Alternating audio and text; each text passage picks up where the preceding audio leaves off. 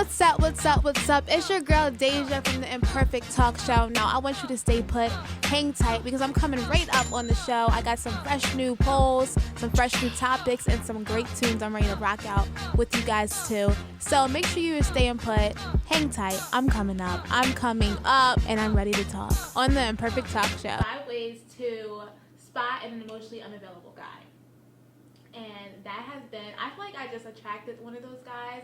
And you can tell when I went through the situation with the guy. I read this because I actually talked about this on my show a while ago. So I was going through my old scripts and I was like going down and I'm like, OMG, like this is this guy. So he is, I was not crazy. And the guys make you think that you're crazy. It's like, no, I know that you don't have the emotional like ability or whatever. I don't know what the word is. I don't know. You clearly don't have it to like give to me. So whatever, and he made me feel like I was like, what are you talking about? You're gonna tell me what I'm capable of handling right now and what I'm not. I'm like, because I know that we just not gonna work right now. Like this is not working because blah blah blah. But I'm gonna tell you 5 ways to spot an emotionally unavailable guy. So number 1, they're always doing their own thing. Like you may be included if you remember that day, but other than that, no, he's always doing his own thing. He doesn't have no time for. It's just not happening. Number 2, they avoid all things emotional.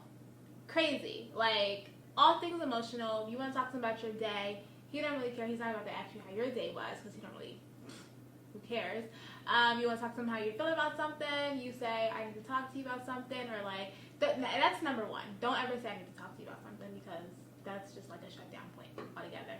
But, he's just not going to care. He's not going to like, okay, like let's engage in this conversation because this is hurting you and I'm bothering you by doing such and such, like or whatever's bothering you. If it's not even him, he's not about to engage in all that emotional conversation. So just chalk it up at that point.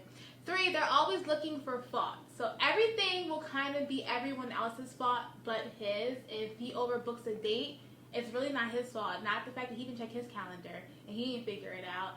It's always someone else's fault. Something always came up. Someone could pop up the woodwork. I know personally with this guy, if I didn't text him back early in a timely manner for him, or like if I seemed like I had an attitude, he would just like chalk up our whole date. So I was like, at one point I was like, where you at? He was like, oh, I'm not coming. And I'm like, wait, what? So it's just, you're just all over the place. That's just horrible. They're scared to show who they really are. And I feel like that doesn't need an ad-lib. Like, you know what that means. 5, he's really satisfied. And you can't do anything to please him or make him feel good about himself or life in general. He's just always just going to be like, blah. And that's draining. No one has time to be dealing with a guy who is just, you can never do anything to make him happy. That's just too much. That's annoying.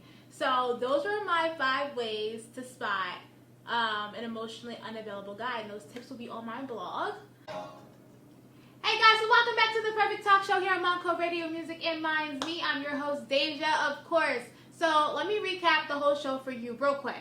Before we left off, I was just talking about 5 ways to spot an emotionally unavailable guy, because there's so many out here, and it's like either one or 2 things.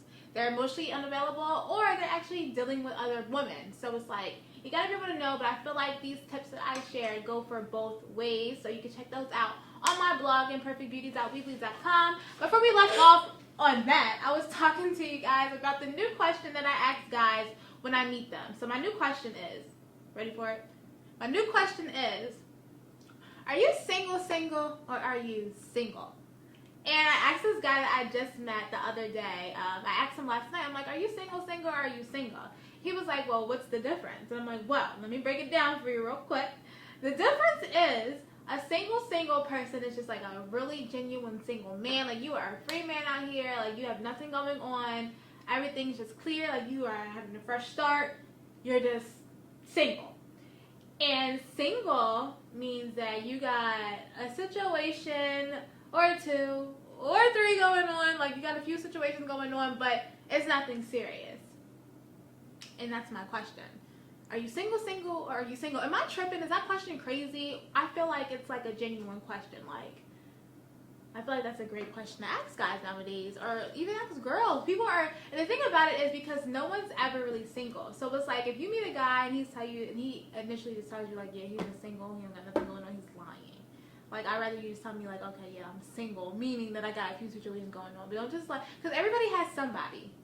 If that makes sense. Everybody got somebody. Like, there's nobody out here that's just, like, free willy-nilly. And there could be. I know me personally, I'd be ready to start my roster fresh. So I was be getting on my nerves. But yeah, so that's my new question. I was talking about that, and is that a crazy question? Like, would you ask guys that? Are you already asking people that? Or, like, whatever. Let me know. Let me know what's going on. But, yeah, just basically wrap up the show. I will see you guys next Friday. I have to take down all this equipment. But, before I forget, there's some 2 major events coming up this weekend. There is an art show that I will be at, and there is actually the Philly Met Gala, which I'm excited about. And that's what I checked out all this camera equipment yesterday to be able to do my interviews and, like, have everything run smooth. And it's been, like, luggage. Oh my god, it's so heavy. Everything's all over the place. But I'm super excited about that. So make sure you guys stay tuned and stay posted on my blog and my YouTube channel to see the events this weekend. Yeah, I will see you guys next Friday. Yeah, next Friday it will be. So thank you guys for tuning in on the Imperfect Talk Show with me, Deja, of course, where music and minds and meet. This is my favorite song I'm about to end out with.